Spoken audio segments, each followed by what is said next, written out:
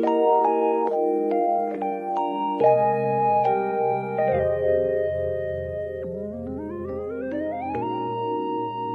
good morning po sa inyong lahat. At ngayon po ay magandang araw ng Sunday.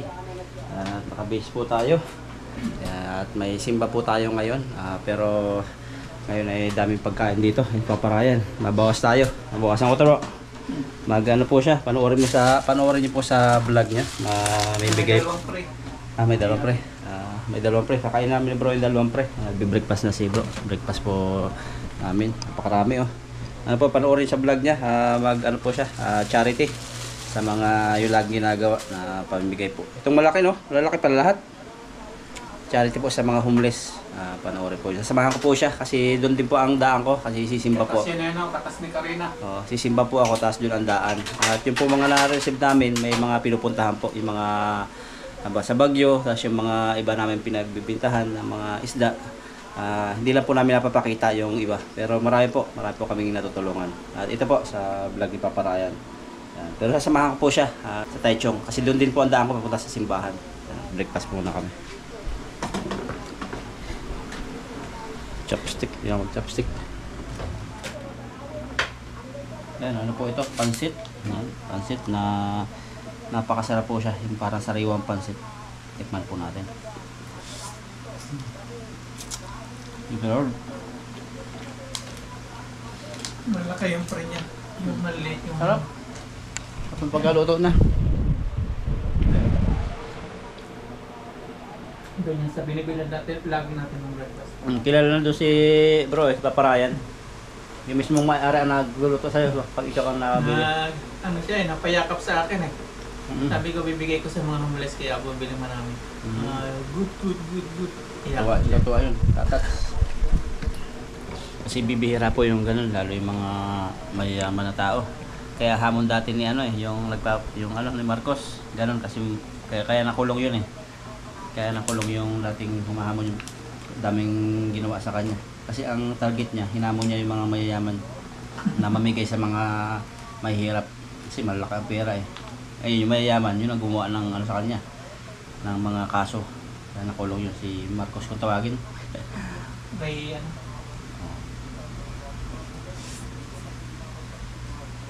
Ngayon po ay sobrang init ng panahon, kaya yung pangingisda po hindi po katulad. Kailangan po mga bandang pa hapon-hapon, kung mangisda man sa araw, hindi po kakayanin lang matagalan kasi nakakahilo. Kaya mamigay po muna kami. Tapos magsisimba. Tapos yun, hahabol lang po ako sa makakapag-fishing. At ito po, babiyahin na kami ni Papa Ryan. Dala-dala yung mga ayuda para sa mga homeless sa Taichung. Tayo na po, nakabili tayo ng damit na uniform natin, Team Tanim, Bro Alvin. Papalit po tayo mamaya pag sa simba na tayo.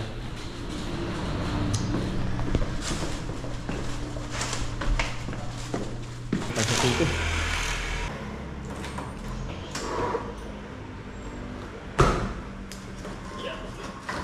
So yung mga pangisda pa namin, nandito pa sa motor.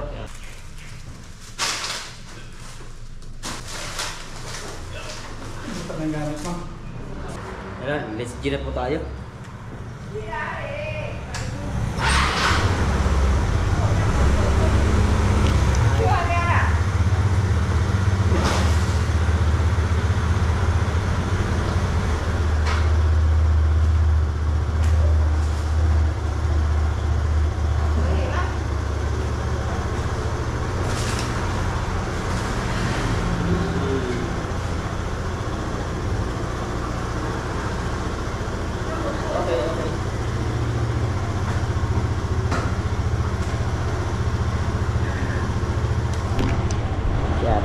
Diretso na po tayo. Ito na yung sulakay natin. Ito tayo kasama ni Papa Ryan. Biyahe na po kami ni Papa Ryan. Ayan, maganda po ang panahon ngayon. Mainit na. Para po nung nakaraan na baha dito. Talim na po sila rito. Pero kadalasan pag Sunday po walang masyado nagtatrabaho sa palayan. Pahinga din nila. Maliit lang ang daan dito, pero hindi po gano'ng karami ang daan dito. Probinsya po sa amin, di ba? Parang nasa Pinas din lang kami. Pero mga simentado po ang bahay nila. Kaya kahit bumagyo o ano, hindi agad nasisira. Kasi na po kami. Ayan siya. Si Paparayan. Ka-uniform kami parehas. Maganda rin po pala itong uniform namin kasi pag mainit, okay na kapoy siya. Takot po, or building na po dito. Umalis po kami sa bahay 8 at ang oras po na charge ko ay alas 9. Sakto po, makapamigay pa kami.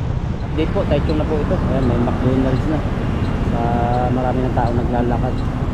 Mga galaan na rin dito. Maganda po rito pag gabi. Taichung. Sa Central na po ito, wala na po mga palapalay.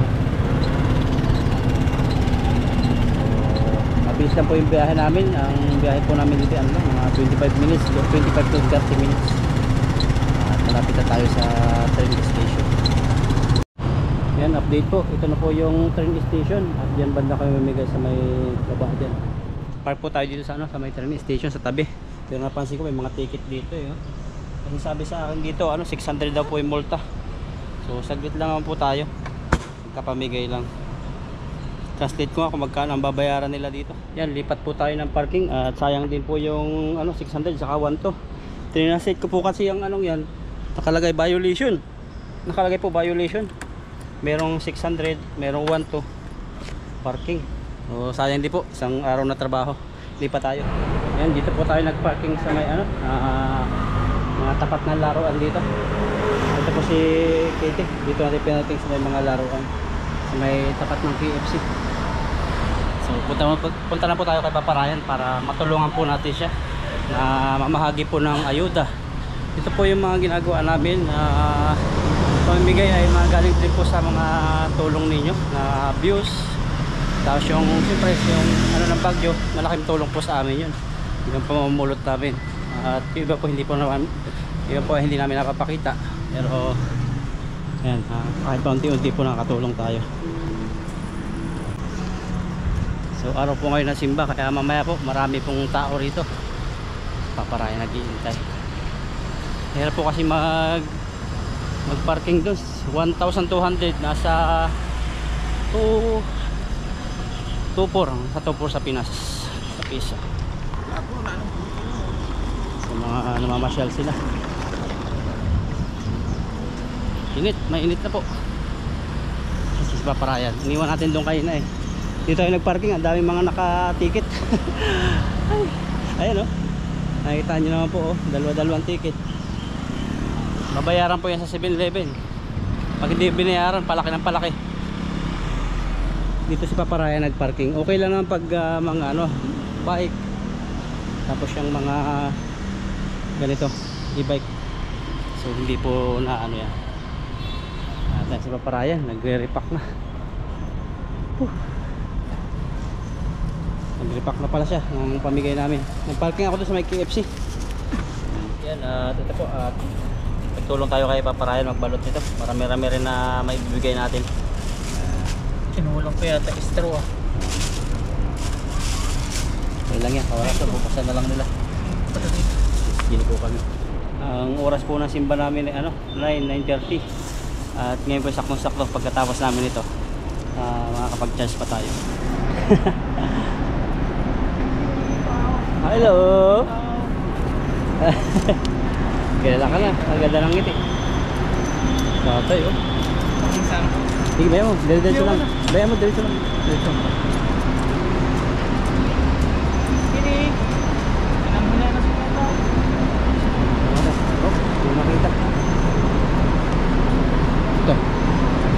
Ayun, si nanay.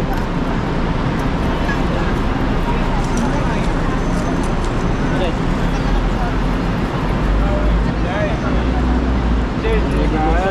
Bali-bali po yung tuhan. Sawa siya.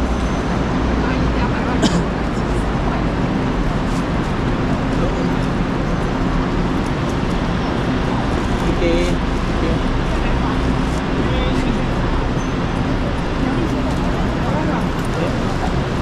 Yan, may ID pa. Kini!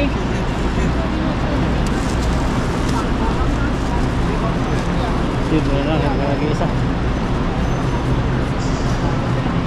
Marami yung sila.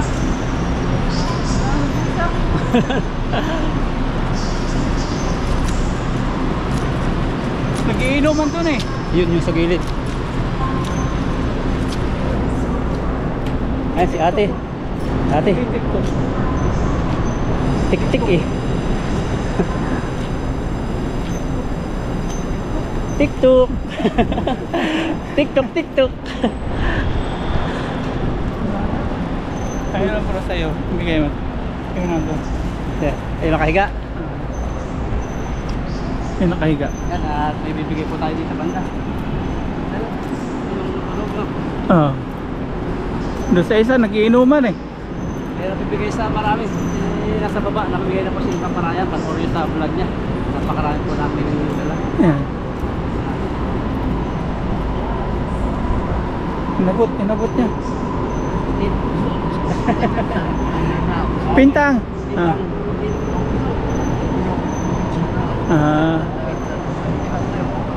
Okay. Papahinga lang pala siya. Sangpan. Papahinga lang pala siya. Pasok daw. Construction daw siya, nagpapahinga lang. Ayan, natapos na po naming pamigay yung kay Paparayan na ayuda ng bagyo. Bagyo at mga dahil po sa inyo. Ngayon po yung diretso na po ako ng simbahan. Malapit lang dito sa inyo. Sasaglit na si Paparayan. Kasi dami tao po rito. Kasi Sunday, mga travelers. Yan o, mga ganun. Mga missionary din yung mga yan. Balahit. Kasi po dito sa bansang ito, sa Taiwan, mahirap pong abutin din ng ng salita ng Panginoon kasi Chinese. Pero marami pong missionary nag-aaral po. Kami naman po dati, pinag-aaralan namin Arabic. Kaya nakaintindi po ako ng Arabic. At inabot namin mga Egypt, Saudi Arabia. Mga part ng Saudi Arabia. Taichung 101. Dito po yung dito tabi, arte. Nakagala po tayo. Yan, dito na po tayo sa church. Tama natin si Paparayan. Bro.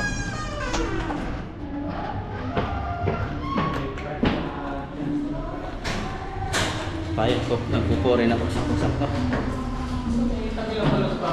Oo.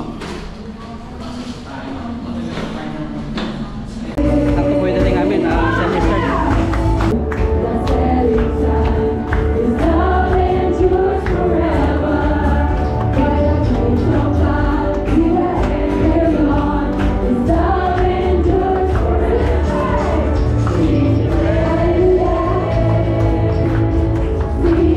Praise your name, Panginoon, in our lives. At patuloy ka namin papapurihan, Panginoon, habang kami ay buhay, because you always deserve the highest praise and honor, Panginoon. Wala nang iba, Panginoon, at pwedeng dakilain, Panginoon, kundi tanging pangalan mo lamang, tanging ikaw lamang, Panginoon, ang dapat namin itaas sa aming buhay, Panginoon, that you are the great God, Panginoon, that you are the King of Kings, Panginoon, you are the Lord of Lords, Panginoon, at wala nang makakahigit pa sa pagiging Diyos mo, Panginoon. Kaya, Lord, sa umagang ito, tanggapin mo, Panginoon, ang aming pinakamataas na pagturi, pagkain at pagsama, Panginoon, because you always deserve this, Father God. Salamat, Panginoon, sa kadakilaan mo sa aming buhay. And we pray sa umagang ito, naniniwala kami, Panginoon, na patuloy na babaguhin mo ang buhay ng bawat isa sa aming Panginoon. Lord, hindi kami lalabas sa lugaran ito, Panginoon, na hindi dala-dala ang iyong pagpapala, Panginoon. Kaya, Lord, manahan ka, Panginoon. Ikaw ang patuloy na magturo sa aming, Panginoon. Let your Holy Spirit, Panginoon, build in this place, Panginoon, because we are victorious, Panginoon, because we have the God in victorious, Panginoon, in our lives, Father God. Kaya salamat, Panginoon, sa lahat ng pagkakataon na binibigay mo sa amin para ikay papurihan, Panginoon. Kaya sa umagang ito, patuloy na tanggapin mo ang aming pinakamataas na papuri, pagkakilang, pagsamba, sa pangalan ni Jesus, sa lahat ng Diyos, sa mga sabi na Amen. Sige po, huwag na tayo makupo. Tuloy na tayo sa ating declaration. Puna tayo. Yeah. Mrs. Sabihin mo sa katabi mo, napakaganda mo mga Morning. We are receiving a kingdom which cannot be shaken. Let us have grace by which we may serve God acceptably with reverence and godly fear. For our God is a consuming fire. So pag sinabing reverence and awe, mga kapatid, ito po sa ibang translation na ginamit, it's an honor and respect. Okay? Na kapag sinabing when we worship God with honor and respect, Dapat to, it is an acknowledgement na habang pinupupurihan natin ng Panginoon, ina-acknowledge natin kung ano yung kabutihan ng Panginoon sa atin. Sinasabi natin sa Panginoon how great He is, how powerful He is, how mighty He is. Lahat ng katangian ng Panginoon dapat pinaparanas natin sa Kanya. Because it is a part of worshiping God. It is a part that we honor God and respect God in our lives, mga kapatid. Dapat sa pag-worship natin, pinapakita natin sa Panginoon that we are excited palagi na magpuri sa Kanya. Because that worshiping, mga kapatid. Okay? At ang iba sa inyo, alam na ang salitang worship, na ang worship ay hindi lang ito ginagamit every Sunday. Pupunta ka sa church, mag-praise and worship ka, after nun, wala na. So hindi po ganun ang pag-worship, mga kapatid. But as a worship, it's a part of our life, it's a lifestyle na ginagawa natin araw-araw, na kapag hindi natin ginawa sa isang araw, hindi tayo masaya. Amen? Yung pagising mo sa umaga, excited kang makausap ng Panginoon. Yung bago kang matulog, excited kang makausap ng Panginoon. Why? Kasi naranasan mo ang kabutihan niya. Naranasan mo ang pagpapala niya. Nakita mo kung gaano kumilos sa iyo ang Panginoon. Na kahit sa kabila ng pagkukulang mo, still faithful sa iyo ang Diyos. And that is worshiping, mga kapatid. Kung matapos ka, pero paano kung natapos ko 12 years? Babalik na naman ako sa Pilipinas, magtrabaho. Ang sahod ay 10,000. Diba? Isang buwan. Tapos grabe ang pagod. 15,000, 20,000. Okay, tapos magkano na ang bigas ngayon. Pero tinuturuan ako ng Panginoon. I praise God, mga kapatid, dahil tinuturuan ako ng Diyos kung paano natin magtuwala sa Kanya. At yun po yung isang bagay na makapagbigay ng kapurihan sa Diyos. That every time we trust Him, we honor Him. Na kapag pinagkakatiwala mo ang buhay mo sa Kanya, doon mo nasasabi, Lord, I expect you as God. Alam mo bakit? Kasi dapat ang Diyos tinitingnan natin bilang Diyos. We need to view God as God. Hindi mo pwede tingnan ng Diyos na parang yun ang utang sa'yo na hindi na nagbayad. Kami mo, may utang ba yan? Wala. Okay. Hindi yan ang Diyos. Hindi yan yung Diyos na yung kapatid mo na nangutang sa'yo hindi na nagbayad. Kung tutusin nga, tayo pa may utang sa Diyos. Amen? And still yet, siya ang nagbayad ng utang mo. Ikaw itong makasalanan, pero ang Diyos ang namatay para sa kasalanan mo. Ganun kabuti ang Diyos. Kaya huwag mong isipin na parang hindi sasagutin ng Panginoon ng panalangin natin, mga kapatid. Why? Dahil laging nakikinig ang Panginoon sa atin. Bigyan ko example. For example, si President Duterte o si President BBM. Bigyan mo pala, pumunta sa'yo, lumapit sa'yo. Tapos paglapit niya, pinalawanan si Brother Vince. Siyempre, pag nakita mo ang presidente, ano na mong gagawin? Malinggo, di ba? Magalang ka, mabait ka.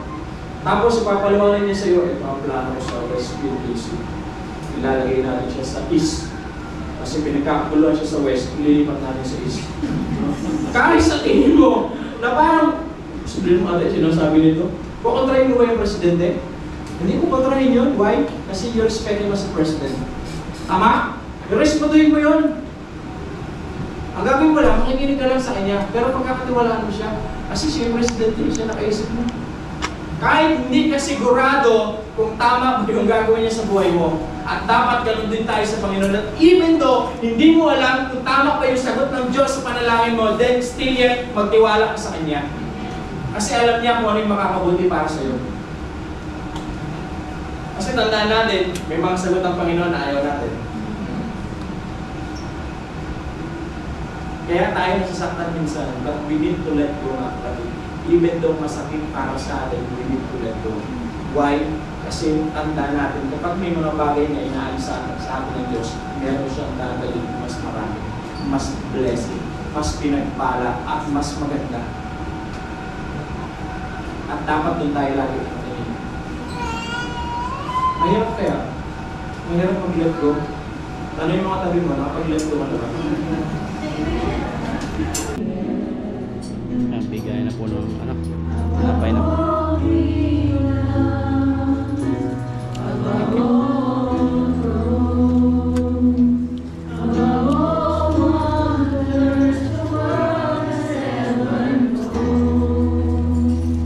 First Corinthians chapter 11, verse 28. For I received from the Lord what I also passed on to you. The Lord Jesus, on the night he was betrayed, took bread, verse 24, and when he had given days, he broke it and said, "This is my body, which is for you.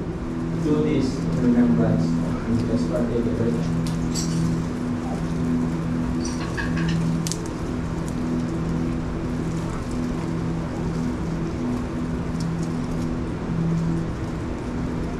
Verse 25 and 26. In the same way, after supper, he took the cup, saying, "This cup is the new covenant in my body.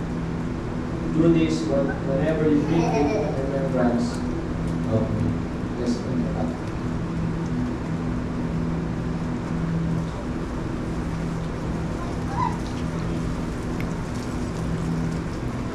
For whenever you eat this bread and drink this cup, you proclaim the Lord's death until it comes. Let's pray.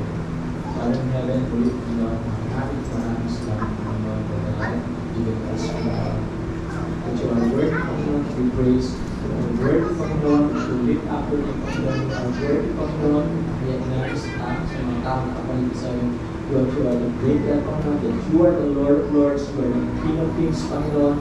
Ikaw, Panginoon, ang dahilan kung bakit na nararanasan ng mga pagpapala sa iyong mga liwanag. Thank you for the life na kaya man kung walang makakahigit sino man ang ginawa mo para sa amin. Ikaw ay pumatay sa krus ng Kalbaryo, binigay ang dugo para sa amin, Panginoon, malinis sa aming mga kasalanan, another 3 days, Panginoon, na buhay muli kasama ang aming Panginoon. Kaya salamat, Panginoon, sa patuloy na pagpapaalala mo sa amin that you are the reason why we are so blessed, Father. Lift up your name in this place. In His name we pray. Okay na. Mabago. Mabago. Welcome si Paparayo. Pwede kong tumayo ka lang. Sige tayo.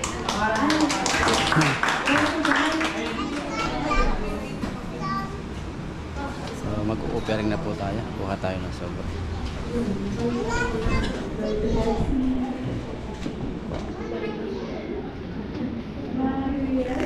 Mariel.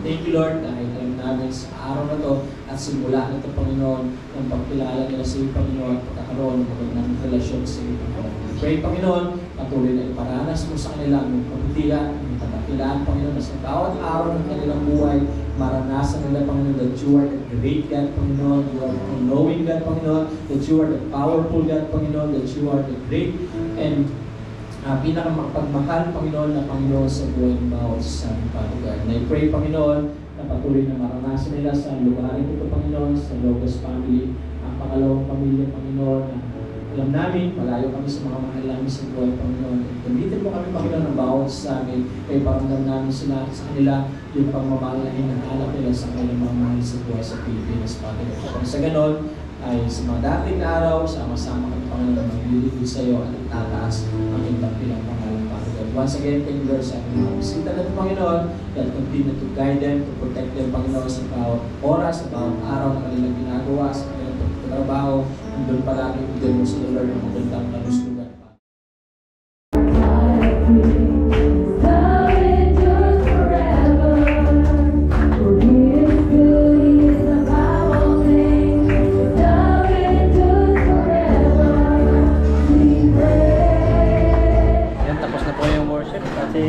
Kain na, kain mo na. Ano? Ali, ang kamanis. Kaya ang kamanis. Kain mo na. Gusto na umalis, may kainan pa, no? Kapatid ko. Yan, preparation na po ng pagkain. Bago mo, kakain muna kami ng Paparayan. Yan, kain na po at makikain tayo. Para bago tayo umuwi. Kain muna kayo, Brad. Para hindi na kayo mapadaan dyan. Ang wala may kalabasa. Luminaw yung mata ko dahil sa kalabasa. Nakita ko yung kagandahan ng aking misis. Ako siya.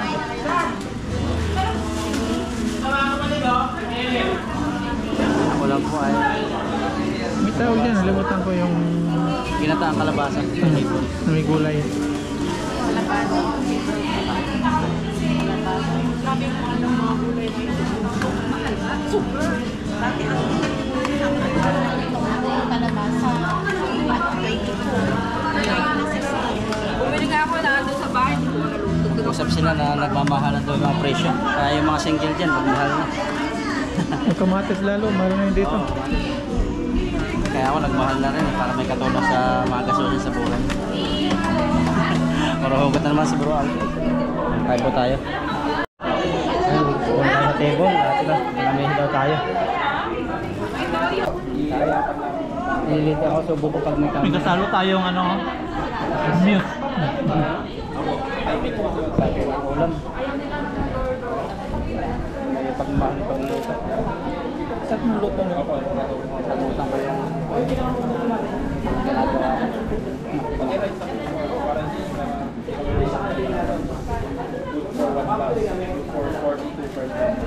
Matagal na po kayo dito sa Taiwan? Mag-1 year. Pagdating sa lahat ako dito, nakalimutan na. Nanay.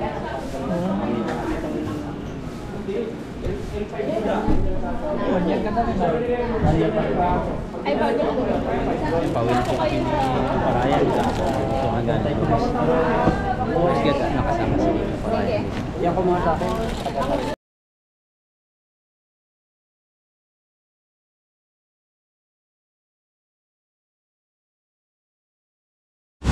Lagi-lagi pa yung ayan, naglalakad na po tayo papunta sa motor at pauwi na po tayo.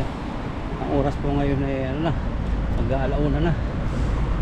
So painitan po at kung mangisda po kami ng ganitong araw, so maihilo po kami. Iba na po yung init ngayon, hindi katulad sa init ng mga nakaraan. Mas pinili po namin ni Papa Ryan na magbahagi ng mga blessings na tatanggap din namin, tapos yun, makinig na salita kasi Sunday. Thanks God at nakasama si Papa Ryan. Matagal na natin na hindi siya nakasama, siguro noon nung bata pa nakasama ko siya, at ito yung kauna-unahan naming pagsama sa loob ng church, magkasama.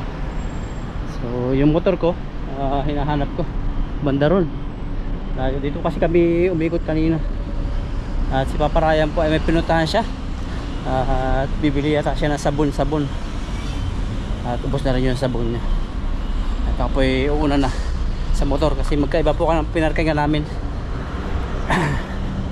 Yan, mga ano na po yung mga kasama namin sa church, mga napaka welcoming nila at hindi sila naiilang. Parang na-miss ko yung Saudi Arabia na ginagawa ko dati. Gala-gala tayo at dito tayo sa nakapasok dito sa may lumang train. Ito po yung lumang train nila dati, ginawa nila mga parang restaurant. Ayan. May mga kitinda po rito ng mga 因为进口的比较复杂，进口性比较多。 so marami po tao dito. Face mask pa yung iba, halo-halo. Ayan mga guys.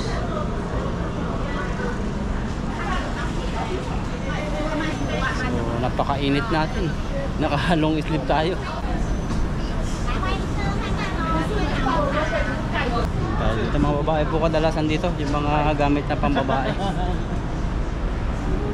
Sa ating hinahanap ko yung daanan namin papunta sa pinagparkingan ko. Yan, naguna na si Papa Ryan, ayun na. At natin yung ating service, hindi na tayo na-parking. Ikot tayo kanina kung saan na-parking. Ito siguro yun.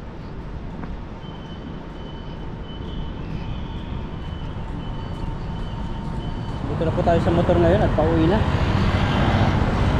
So magpapahinga lang po tayo sa bahay mamaya, tapos mag-fishing na po tayo. Please God, natapos din yung gawain, hindi yan tapos. Salamat sa Lord at ito, nakapauwi na tayo. Nakasama natin yung mga kapatiran. Yan, ang init po masyado, kaya dumaan tayo dito sa supermarket para bumili po ng merienda. Nag-order na po ako kay Ashin, yung Vietnamese. Nag-order na ako ng milk tea. At ngayon po, kailangan namin ng merienda ni bro. Tanulak. Pa-jacket tayo. Init. tayo. Pa-jacket pa ako, ang init. Sabi ko. Okay. So, sana meron tayo makakuha merienda. Ito, meron dito. Ito, mga hotdog.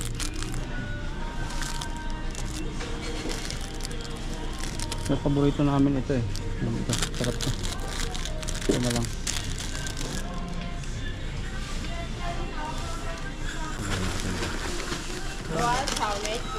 Ano po yung ating nabili na pang-merienda natin, na pampatanggal po ng init kasi sobrang init po. Yung milk tea, dalawa, tapos may pambara tayo dito. Sarap po yan. Ayan yung palaman niya. So pahinga na po kami ngayon at magmerienda po muna kami, tapos pahinga po. Yan. Thank you po sa inyong panonood. God bless.